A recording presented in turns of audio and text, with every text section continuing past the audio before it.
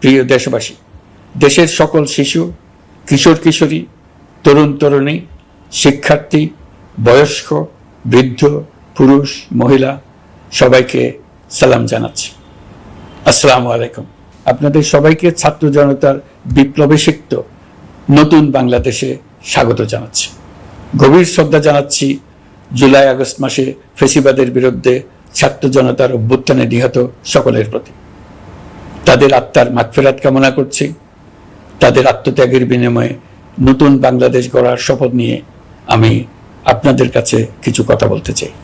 স্মরণাতীতকালের ভয়াবহ বন্যায় যারা মৃত্যুবরণ করেছেন, যারা অসুস্থ হয়ে পড়েছেন বা যারা সর্বস্ব হারিয়েছেন, যারা দুঃসহ জীবনযাপন করছেন, তাদের স্মরণে রেখে আজকের কথাগুলো বলছি।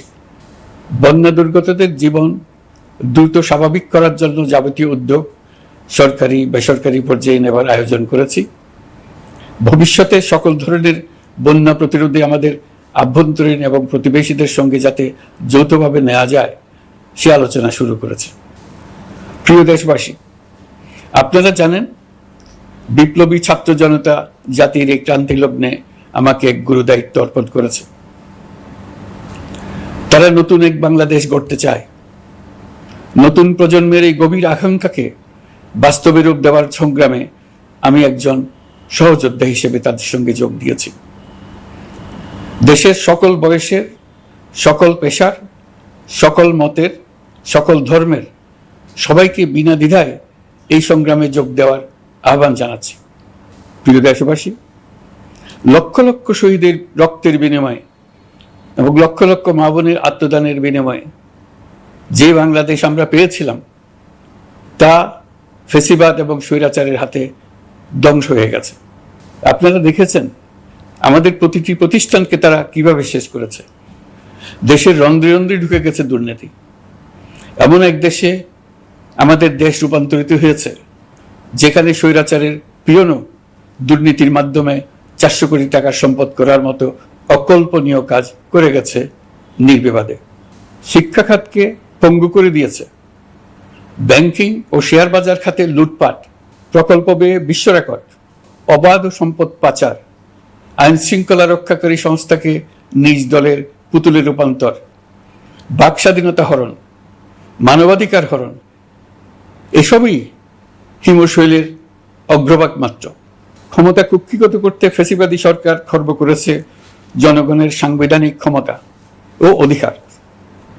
দুঃশাসন, দুর্নীতি, অন্যায়, অবিচার, নিপীড়ন, বিচারের নামে প্রহসনের মাধ্যমে জনসুরক্ষা বিপন্ন করেছে।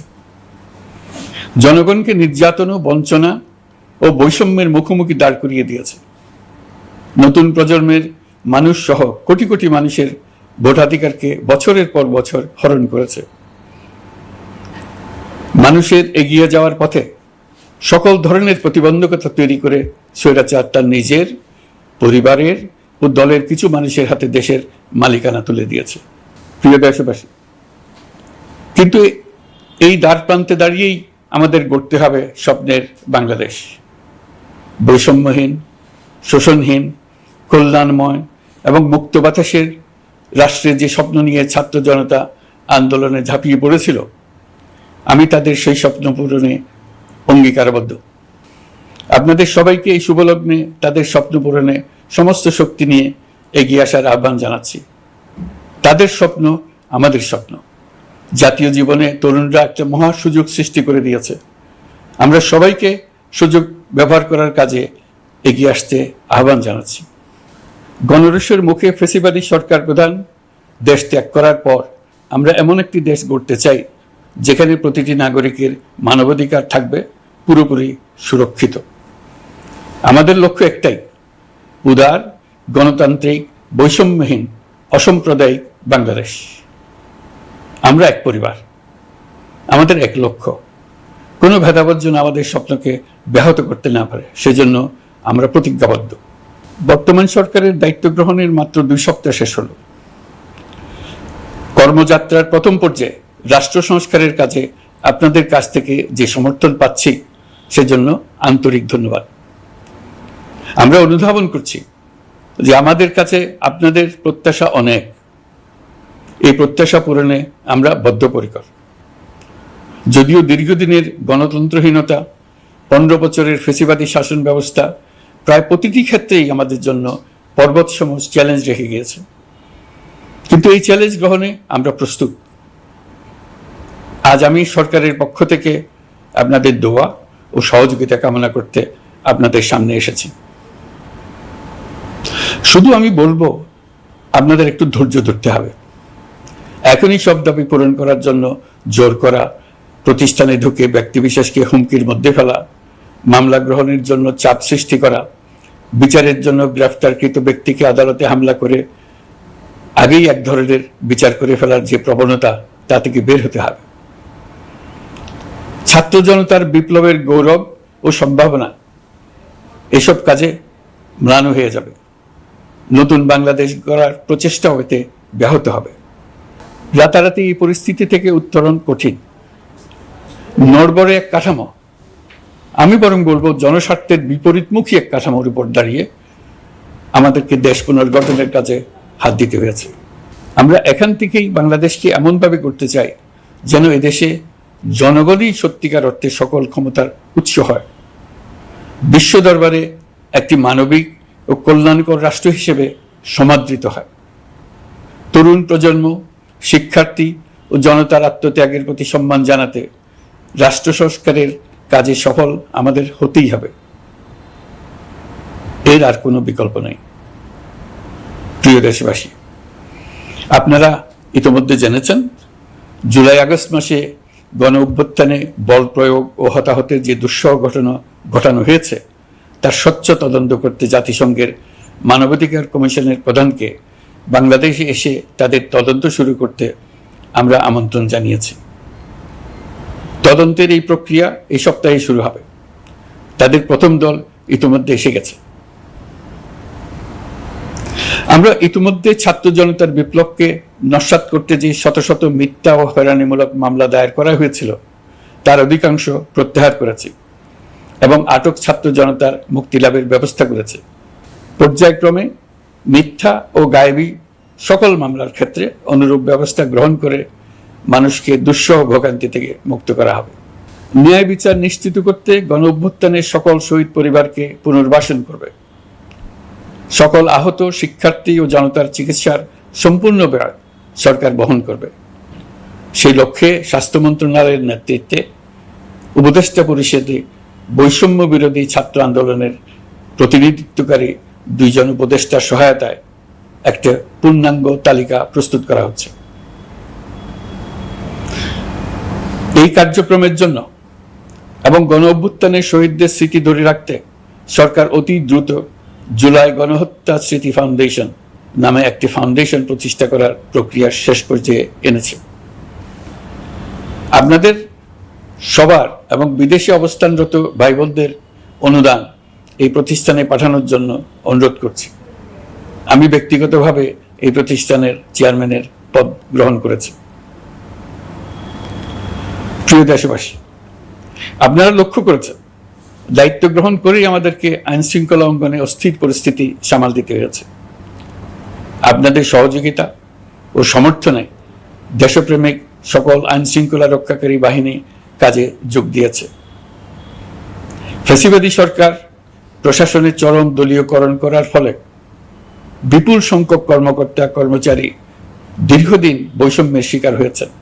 আমরা ইতিমধ্যে সংশোধনমূলক ব্যবস্থা গ্রহণ করতে আরম্ভ করেছি, তবে প্রশাসনকে গতিশীল রাখতে এবং একই সাথে সুনির্দিষ্ট পদ্ধতি অনুসরণ করে সঠিক সিদ্ধান্তে উপনীত হতে সময় প্রয়োজন। সেজন্য সকলকে ধৈর্য ধরার অনুরোধ করছি। প্রশাসনের সকল ক্ষেত্রে প্রতিষ্ঠানগুলো যেন জনগণের আস্থা ফিরে পায়, সেটি আমাদের অন্যতম উদ্দেশ্য। লুটপাট ও দুর্নীতির আখড়ায় পরিণত করা ব্যাংকিং খাতে সুশাসন নিশ্চিত করার জন্য আমরা উদ্যোগ নিয়েছি। এই খাতে দক্ষ জনবল নিয়োগ দেওয়া হচ্ছে। ব্যাংকিং খাতে শৃঙ্খলা স্থাপন, ব্যবসা বাণিজ্যে সহায়ক পরিবেশ তৈরি এবং জনগণের জীবনযাপন সহজ করতে নিত্য প্রয়োজনীয় দ্রব্যমূল্য ও মূল্যস্ফীতি নিয়ন্ত্রণে আনার আমরা উদ্যোগ সচল করেছি। ব্যাংকিং খাতে দীর্ঘমেয়াদী সংস্কারের জন্য ব্যাংক কমিশন গঠন করা হবে। আর্থিক খাতে সার্বিক পরিস্থিতি ও সংস্কার বিষয়ে একটি রূপকল্প তৈরি করা হবে, যা দ্রুত জনসমক্ষে প্রকাশ করা হবে। শেয়ার বাজার, পরিবহন খাত সহ যেসব ক্ষেত্রে চরম বিশৃঙ্খলা বিরাজ করছে তা নিরসনের দ্রুত পদক্ষেপ নেওয়া হচ্ছে। বিচার বিভাগকে দুর্নীতি ও দলীয় প্রভাব মুক্ত করতে কার্যক্রম শুরু হয়েছে। একটি সুনির্দিষ্ট প্রক্রিয়ার মধ্য দিয়ে বিচার বিভাগের স্বাধীনতা ও জবাবদিহিতা নিশ্চিত করার উদ্যোগ নেওয়া হয়েছে। ফ্যাসিবাদী সরকারের বিচার বহির্ভূত হত্যাকাণ্ড, গুম, খুন, অপহরণ এবং আয়নাঘরের মতো চরম ঘৃণ্য সকল অপকর্মের ন্যায় বিচার নিশ্চিত করা হবে। এসব অপকর্মের সঙ্গে জড়িত সকলের বিচার নিশ্চিত করা হবে। তালিকা প্রস্তুত করে মিথ্যা মামলা প্রত্যাহার করা হবে। দুর্নীতি ও সম্পদ পাচারের বিচার করা হবে। আইন শৃঙ্খলার ক্ষেত্রে জনমুখী ও দলীয় প্রভাবমুক্ত জবাবদিহিমূলক কাঠামো সৃষ্টির লক্ষ্যে পুলিশ কমিশন গঠন করা হবে। জাতিসংঘের তদন্ত প্রতিবেদন, দায়িত্বপ্রাপ্ত সকল সংস্থা ও জনগণের সাথে মত বিনিময়ের মাধ্যমে কমিশনের নেতৃত্বে প্রয়োজনীয় সংস্কার করা হবে। বাংলাদেশকে আর কোনোদিন কেউ যেন কোনো পুলিশি রাষ্ট্রে পরিণত করতে না পারে তার ব্যবস্থা করা হবে। তথ্যের অবাধ প্রবাহ ও গণমাধ্যমের স্বাধীনতা নিশ্চিত করা হবে। ফ্যাসিবাদী সরকার গণমাধ্যমের উপরও দলীয়করণ ও নির্যাতনের বোঝা চাপিয়েছিল। জনগণের তথ্যের অধিকার নিশ্চিত করতে আমরা প্রতিশ্রুতিবদ্ধ। তথ্যের প্রবাহে বিদ্যমান আইনি ও অন্যান্য বাধা অপসারণ করা হবে। মত প্রকাশের স্বাধীনতা বাধাগ্রস্ত করে এমন সব আইনের নিপীড়নমূলক ধারা সংশোধন করা হবে। ইতিমধ্যে এ ধরনের আইনগুলো চিহ্নিত করে এই প্রক্রিয়া শুরু করা হয়েছে। বিদেশি সংবাদকর্মীদের এদেশে আসার পর যে অলিখিত নিষেধাজ্ঞা ছিল, ইতিমধ্যে আমরা তা তুলে নিয়েছি। বিদেশি সাংবাদিকদের দ্রুত ভিসা দিতে সংশ্লিষ্ট কর্মকর্তাদের নির্দেশ দেওয়া হয়েছে। আমরা আশা করি পরিবর্তিত পরিস্থিতিতে গণমাধ্যম কর্মীরা নিরপেক্ষ সাংবাদিকতা চালিয়ে যাবেন। শিক্ষাক্ষেত্রে চরম নৈরাজ্য প্রতিষ্ঠিত করে গেছে বিগত সরকার। আমরা তার পূর্ণাঙ্গ সংস্কারের উদ্যোগ নেব। এটা আমাদের অন্যতম অগ্রাধিকার। আপনারা জানেন, দায়িত্ব গ্রহণের পর দ্রুততম সময়ের মধ্যে সকল শিক্ষা প্রতিষ্ঠান খুলে দেওয়া হয়েছে। শিক্ষার্থীদের জন্য সৃজনশীল, নিরাপদ ও ভীতিমুক্ত পরিবেশ নিশ্চিত করা আমাদের অঙ্গীকার। একই সাথে পাঠ্যক্রমকে যুগোপযোগী করার কাজও দ্রুত শুরু করা হবে। গণতন্ত্রকে সুসংহত করতে স্থানীয় সরকার প্রতিষ্ঠানগুলোকে শক্তিশালী করা হবে এবং ক্ষমতার বিকেন্দ্রীকরণ নিশ্চিত করা হবে। ছাত্র জনতার গণঅভ্যুত্থানকে সফল পরিণতি দিতে প্রশাসন, বিচার বিভাগ, নির্বাচন কমিশন ও নির্বাচনী ব্যবস্থা, আইন শৃঙ্খলা খাত এবং তথ্য প্রবাহে প্রয়োজনীয় সংস্কার সম্পূর্ণ করে অবাধ ও সুষ্ঠু অংশগ্রহণমূলক নির্বাচন আয়োজন করা হবে। এর লক্ষ্য হবে দুর্নীতি, লুটপাট, গণহত্যার বিরুদ্ধে একটি জবাবদিহিতামূলক রাজনৈতিক বন্দোবস্তের সূচনা। বর্তমান সরকার দুর্নীতির বিরুদ্ধে স্পষ্ট অবস্থান গ্রহণ করেছে। আমাদের সকল উপদেষ্টা দ্রুততম সময়ের মধ্যে তাদের সম্পদের বিবরণ প্রকাশ করবেন। পর্যায়ক্রমে এটা সকল সরকারি কর্মকর্তাদের ক্ষেত্রেও নিয়মিত এবং বাধ্যতামূলক করা হবে। রাষ্ট্রীয় পর্যায়ে দুর্নীতির বিরুদ্ধে ব্যবস্থা গ্রহণে সংবিধানের ৭৭ অনুচ্ছেদে প্রতিশ্রুত ন্যায়পাল নিয়োগে অধ্যাদেশ প্রণয়ন করা হবে। এবার কৃষি খাতের কথা একটু বলে। কৃষি নির্ভর বাংলাদেশে কৃষকের স্বার্থ যেন সুরক্ষিত থাকে, কৃষক যেন তার উৎপাদিত পণ্যের ন্যায্য মূল্য পায়, তা নিশ্চিত করা হবে। প্রবাসী শ্রমিকরা যেভাবে বৈষম্য বিরোধী ছাত্র জনতার আন্দোলনকে সমর্থন দিয়েছে, মুক্তিকামী জনগণ তা কৃতজ্ঞ চিত্তে স্মরণ করে। তাদের প্রতি সকল পর্যায়ে সম্মানজনক আচরণ নিশ্চিত করা হবে। বাংলাদেশের স্বাস্থ্য খাত অন্যতম দুর্নীতিগ্রস্ত খাত। জনগণের জন্য পর্যাপ্ত স্বাস্থ্যসেবা নিশ্চিত করার লক্ষ্যে স্বাস্থ্য খাতে প্রয়োজনীয় সংস্কার করা হবে। এই খাতে সংশ্লিষ্ট সকলকে জবাবদিহিতার আওতায় আনা হবে। হাসপাতালগুলোকে আধুনিকায়নের উদ্যোগ নেওয়া হবে এবং সেখানে সরকারি ডাক্তার সহ বিশেষজ্ঞদের নিয়মিত উপস্থিতি নিশ্চিত করা হবে। স্বাস্থ্যসেবা যাতে নির্দিষ্ট কিছু অঞ্চলে কেন্দ্রীভূত না থাকে, দেশের সব অঞ্চলের মানুষ সমান স্বাস্থ্যসেবা পায়, সে লক্ষ্যে প্রয়োজনীয় উদ্যোগ নিতে আমরা বদ্ধপরিকর। বর্তমান প্রজন্ম অনেক বেশি সচেতন। বিশ্বের বিভিন্ন প্রান্তে ঘটে যাওয়া পরিবর্তন বিষয়ে তারা ওয়াকিবহাল শুধু নয়, তারা নেতৃত্ব দিচ্ছে। তারা যে উন্নয়নের স্বপ্ন দেখে তা টেকসই এবং পরিবেশ বান্ধব, প্রকৃতি ধ্বংসকারী উন্নয়ন নয়। শুধু জিডিপি একটি দেশের উন্নয়নের মাপকাঠি হতে পারে না। নদী, নালা, খাল, বিল, পাহাড়, বন, মাটি আর বাতাস ধ্বংস আর দূষিত করে যে উন্নয়ন হয় তা দীর্ঘমেয়াদী, টেকসই নয়। জীবাশ্ম জ্বালানির বিরুদ্ধে পরিবেশবাদীদের সাথে আমাদের সরকারের অবস্থান সামঞ্জস্যপূর্ণ। জলবায়ু পরিবর্তন রোধ করতে এবং আগামী প্রজন্মের জন্য সুস্থ একটা পৃথিবী রেখে যেতে কার্বন নিঃসরণ শূন্যের কোঠায় নামিয়ে আনার বিকল্প নেই। আমাদের সরকার পরিবেশ ও জলবায়ু রক্ষায় সর্বোচ্চ গুরুত্ব দেবে।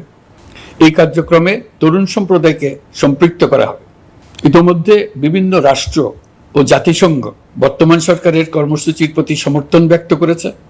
আমরা সকল রাষ্ট্রের সাথে বন্ধুত্বপূর্ণ সম্পর্ক বজায় রাখব। আমাদের পররাষ্ট্রনীতির ভিত্তি হবে পারস্পরিক আস্থা, বিশ্বাস ও সহযোগিতা। আমরা মানবাধিকার আইন সহ সকল আন্তর্জাতিক আইনের প্রতি শ্রদ্ধাশীল।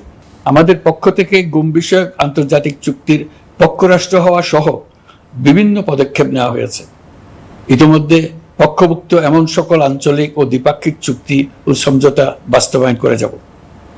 আমাদের সরকার রোহিঙ্গা সমস্যার বাস্তবসম্মত সমাধানের লক্ষ্যে আন্তর্জাতিক সম্প্রদায়ের সাথে কাজ করে যাবে। আমরা জাতীয় ঐক্যে বিশ্বাসী। প্রয়োজনীয় সংস্কারের লক্ষ্যে রাজনৈতিক ঐক্যের মধ্য দিয়ে নিশ্চিত করা হবে নারী, শিশু, প্রতিবন্ধী, ধর্মীয় সংখ্যালঘু, আদিবাসী সকলেই এদেশের নাগরিক এবং সমান আইনের সুরক্ষার অধিকারী। তাদের সকলের মানবিক অধিকার সহ অন্যান্য সকল অধিকার নিশ্চিত করার উদ্যোগ নেওয়া হবে।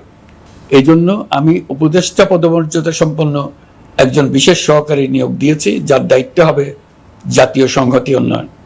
বন্যা কবলিত এলাকার সকল মানুষের দুর্ভোগ লাঘবে সরকার সঠিক সহায়তা দেওয়ার জন্য সরকারের যত কার্যক্রম আছে তাদের সচল করেছে। ইতিমধ্যে উপদেষ্টাবৃন্দ বিভিন্ন এলাকার দায়িত্ব নিয়ে এলাকায় গেছেন। আমার কার্যালয়ে একটা নিয়ন্ত্রণ কক্ষ স্থাপন করা হয়েছে। বন্যা পরবর্তী কার্যক্রম নেওয়া হয়েছে। ভবিষ্যতে বন্যা নিয়ন্ত্রণের জন্য করণীয় কি স্থির করার জন্য পদক্ষেপ নেওয়া হচ্ছে। দেশপ্রেমিক সেনাবাহিনী, পুলিশ, বিজিবি, র্যাবকে গুম নির্যাতনের কাজে লাগিয়ে তাদের কলঙ্কিত করা হয়েছে। তারা দেশের গৌরব। তাদেরও কিছু অতি উৎসাহী সদস্যের কারণে পুরো বাহিনীকে আমরা কলঙ্কিত দেখতে চাই না।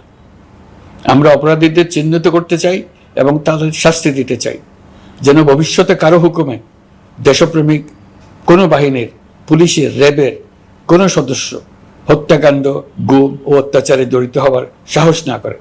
তাদের কাছে হুকুম যত বড় কর্তৃপক্ষের কাছ থেকে আসুক না কেন, তারা তা উপেক্ষা করবে। ভবিষ্যতে উপরওয়ালার হুকুমে এমন ঘৃণ্য কাজ করতে বাধ্য হয়েছে এমন ব্যাখ্যা কারো কাছে গৃহীত না হয় তার ব্যবস্থা করা হবে। আমি দেশরক্ষা বাহিনী, পুলিশ বাহিনী এবং অন্যান্য সহল বাহিনীকে নির্দেশ দিয়েছি তারা তাদের মধ্যে যারা হত্যাকাণ্ড, গুম, খুন বা শারীরিক মানসিক অত্যাচারে সরাসরি জড়িত তাদের চিহ্নিত করে বিচারের ব্যবস্থা করতে। যারা গুম হয়েছে, হত্যার শিকার হয়েছে তাদের তালিকা প্রস্তুত করতে। তাদের পরিবার সমূহকে সান্ত্বনা দেওয়ার ভাষা আমার নাই। তাদের জীবনে শান্তি ফিরিয়ে আনতে আমরা প্রচেষ্টা অব্যাহত রাখব। আমি সকল দেশরক্ষা বাহিনী ও আইনশৃঙ্খলা বাহিনীকে তাদের উপর জনগণের সম্পূর্ণ আস্থা ফিরিয়ে আনতে সকল পদক্ষেপ গ্রহণ করতে নির্দেশ দিয়েছি। গত 15 বছরের দুর্নীতি, অর্থ পাচার ও জনস্বার্থ বিরোধী চুক্তি স্বাক্ষর, প্রকল্পের নামে লুটপাট ইত্যাদি তথ্য নিয়ে একটি শ্বেতপত্র প্রণয়নের জন্য আমি ইতিমধ্যে একটি কমিটি গঠন করেছি। আমি বিভিন্ন দেশের রাষ্ট্রদূত এবং দাতা সংস্থার প্রতিনিধিদের সঙ্গে বৈঠক করেছি এবং করে যাচ্ছি। ছাত্র জনতার গণঅভ্যুত্থানের পর দেশ গঠনের জন্য সকল প্রকার আর্থিক অন্যান্য সহযোগিতার জন্য তাদেরকে অনুরোধ জানাচ্ছি। তারা এই ব্যাপারে আগ্রহ দেখাচ্ছে। তাদের কাছে আমাদের প্রস্তাব শুভ প্রণয়ন করে দ্রুত পাঠানোর ব্যবস্থা নিয়েছে। তাদেরকে অনুরোধ জানিয়েছি তারা যেন পরিস্থিতির কারণে অতি দ্রুত অর্থ ছাড় করার ব্যবস্থা নেন। তাদেরকেও বলেছি যে অবস্থার মধ্য দিয়ে আমরা যাচ্ছি তা যেমন একটি দুর্যোগপূর্ণ সময়, তেমনি এটা জাতির জীবনে মস্ত বড় সুযোগ। এই সুযোগকে যেন আমরা পূর্ণভাবে কাজে লাগাতে পারি, সেই জন্য তাদের সহযোগিতা চেয়েছি। এই গণ অভ্যুত্থানে বিদেশে অবস্থানকারী বাংলাদেশিরা অত্যন্ত গুরুত্বপূর্ণ ভূমিকা পালন করেছেন। জাতি তাদের অবদান বিশেষভাবে স্মরণ করবে। নতুন বাংলাদেশ গড়ার কাজে আমরা তাদের অংশগ্রহণ চাইব। আমাদের একটি লক্ষ্য হবে বিদেশগামী এবং প্রত্যাবর্তনকারী প্রত্যেক প্রবাসী শ্রমিককে মর্যাদা ও সম্মানের সঙ্গে দেশে আসা এবং যাওয়া নিশ্চিত করা। সে ব্যাপারে শিগগিরই পদক্ষেপ নেওয়া হবে। বিদেশে অবস্থানরত সকলের কাছে আমার আবেদন, তারা যেন তাদের উপার্জিত অর্থ অফিসিয়াল চ্যানেলে দেশে পাঠান। দেশের অর্থনৈতিক সংকট উত্তরণে এই অর্থ বিশেষভাবে প্রয়োজন। কি কি ব্যবস্থা নিলে তাদের জন্য অফিসিয়াল চ্যানেলে অর্থ পাঠানো সহজ হবে সেটা সম্বন্ধে আমরা তাদের পরামর্শ নেব। সারা দেশ ঘুষের মহাসমুদ্রে নিমজ্জিত। কিভাবে ঘুষ থেকে আমরা মুক্ত হতে পারি তার জন্য আমাদের পরামর্শ দেন। শুধু এই কাজটা নিয়ে অগ্রসর হতে পারলেই আমি মনে করি দেশের জন্য এই সরকার একটা গুরুত্বপূর্ণ অবদান রেখে গেছে বলে স্মরণীয় হয়ে থাকবে। আমি কথা দিচ্ছি, এই ব্যাপারে আমি আমার সর্বশক্তি নিয়োজিত করব। আমাদের দায়িত্ব দেশের সকল মানুষকে একটি পরিবারের বন্ধনে আবদ্ধ করা। পরিবারে মতভেদ থাকবে, বাকবিতণ্ডা হবে, কিন্তু আমরা ভাই বোন, আমরা বাবা মা, আমরা কেউ কারো শত্রু না। কাউকে তার মতের জন্য শত্রু মনে করব না, কাউকে ধর্মের কারণে শত্রু মনে করব না, কাউকে লিঙ্গের কারণে শত্রু মনে করব না। আমরা সবাই সমান, কেউ কারো উপরে, কেউ কারো নিচে না। এই ধারণা আমরা জাতীয় জীবনের সর্বক্ষেত্রে প্রতিষ্ঠিত করতে চাই। একটা বিশেষ ব্যাপারে আমরা আপনাদের সহযোগিতা চাচ্ছি। আমাদের দায়িত্ব গ্রহণের পর থেকে প্রতিদিন সচিবালয়ে, আমার অফিসের আশেপাশে, শহরের বিভিন্ন স্থানে সমাবেশ করা হচ্ছে। গত 16 বছরের অনেক দুঃখ কষ্ট আপনাদের জমা আছে, সেটা আমরা বুঝি। আমাদের যদি কাজ করতে না দেন তাহলে দুঃখ ঘোচানোর সকল পথ বন্ধ হয়ে যাবে। আপনাদের কাছে একান্ত অনুরোধ, আমাদের কাজ করতে দেন। আপনাদের যা চাওয়া তা লিখিতভাবে আমাদেরকে দিয়ে যান। আমরা আপনাদের বিপক্ষ দল নয়। আইনসঙ্গতভাবে যা কিছু করার আছে আমরা অবশ্যই তা করব, কিন্তু আমাদেরকে ঘেরাও করে এই গুরুত্বপূর্ণ দিনগুলোতে আমাদের কাজে বাধা দেবেন না। সবাই মিলে তাদের বোঝান, তারা যেন এই সময়ে তাদের অভিযোগের প্রতি দৃষ্টি আকর্ষণের জন্য আমাদের দৈনন্দিন গুরুত্বপূর্ণ কাজে বাধা না দেন। একটা বিষয়ে সবাই জানতে আগ্রহী, কখন আমাদের সরকার বিদায় নেবে। এটার জবাব আপনাদের হাতে। কখন আপনারা আমাদেরকে বিদায় দেবেন? আমরা কেউ দেশ শাসনের মানুষ নই। আমাদের নিজ নিজ পেশায় আমরা আনন্দ পাই। দেশের সংকটকালে ছাত্রদের আহ্বানে আমরা এই দায়িত্ব গ্রহণ করেছি। আমরা সমস্ত শক্তি দিয়ে এই দায়িত্ব পালন করব। আমাদের উপদেষ্টা মণ্ডলীও এই লক্ষ্যে উদ্বুদ্ধ হয়ে সবাই মিলে একটা টিম হিসেবে কাজ করে যাচ্ছি। কখন নির্বাচন হবে সেটা সম্পূর্ণ রাজনৈতিক সিদ্ধান্ত, আমাদের সিদ্ধান্ত নয়। দেশবাসীকে ঠিক করতে হবে আপনারা কখন আমাদেরকে ছেড়ে দেবেন। আমরা ছাত্রদের আহ্বানে এসেছি, তারা আমাদের প্রাথমিক নিয়োগকর্তা। দেশের আপামর জনসাধারণ আমাদের নিয়োগ সমর্থন করেছে। আমরা ক্রমাগতভাবে সবাইকে বিষয়টি স্মরণ করিয়ে যাব, যাতে হঠাৎ করে এই প্রশ্ন উত্থাপিত না হয়, আমরা কখন যাব। তারা যখনই বলবে আমরা চলে যাব। আমরা সংস্কারের অংশ হিসেবে নির্বাচন কমিশনকেও সংস্কার করব। কমিশনকে যে কোনো সময় আদর্শ নির্বাচনের জন্য প্রস্তুত রাখব। আমরা বিভিন্ন সংস্কারের কাজ শুরু করেছি। দেশবাসীকে অনুরোধ করব একটা আলোচনা শুরু করতে। আমরা সর্বনিম্ন কি কি কাজ সম্পূর্ণ করে যাব, কি কি কাজ মোটামুটি করে গেলে হবে। এই আলোচনার মাধ্যমে আমরা একটা দিক নির্দেশনা পেতে পারি। তবে চূড়ান্ত সিদ্ধান্ত রাজনৈতিক সিদ্ধান্ত, সেটা রাজনৈতিক আলোচনা থেকেই আসবে। এই দিক নির্দেশনা না পেলে আমরা দাতা সরকার এবং আন্তর্জাতিক অর্থনৈতিক প্রতিষ্ঠানসমূহের সঙ্গে আলোচনায় দৃঢ়তার সঙ্গে অগ্রসর হতে পারছি না। আমি নিশ্চয়তা দিচ্ছি, আমরা আমাদের পক্ষ থেকে মেয়াদ বৃদ্ধির কোনো প্রশ্ন তুলব না। আমরা আপনাদের সকলের দোয়া চাই। যে কদিন আছি সেই সময়টুকু উপদেষ্টা মণ্ডলীর প্রত্যেকে নিজ নিজ সাধ্যমতো দেশের এই সংকটকালে সংকট উত্তরণে যেন নিজ নিজ মেধা সাধ্যমতো কাজে লাগাতে পারে। নতুন বাংলাদেশ গড়ার যে সুযোগ ছাত্র জনতার রক্তের বিনিময়ে আমরা অর্জন করলাম, আমরা আমাদের মতানৈক্যের কারণে সেটা যেন হাতছাড়া করে না ফেলে, এটা আমরা নিশ্চিত করতে চাই। এই সুযোগ এবার হারিয়ে ফেললে আমরা জাতি হিসেবে পরাজিত হয়ে যাব। শহীদ, আহত এবং জীবিত ছাত্র জনতার কাছে আমরা প্রতিজ্ঞাবদ্ধ থাকতে চাই, আমরা এই অর্জনকে কিছুতেই হারিয়ে যেতে দেব না। যে সুযোগ তারা আমাদেরকে দিয়েছে তার মাধ্যমে আমাদের দেশকে পৃথিবীর একটি শ্রদ্ধেয়, সকল দিকে দৃষ্টান্ত স্থাপনকারী দেশে পরিণত করতে আমরা শপথ নিয়েছি। সবশেষে আবারও আমাদের দেশের সকল মানুষ, শিশু, কিশোর কিশোরী, তরুণ তরুণী, বয়স্ক, বৃদ্ধ, নারী, পুরুষ সবার কাছে দোয়া চাইছি যেন আমরা আমাদের সকলের স্বপ্ন বাস্তবায়নে সফল হই। আল্লাহ আমাদের সহায় হন, আমাদের সবার মঙ্গল করুন।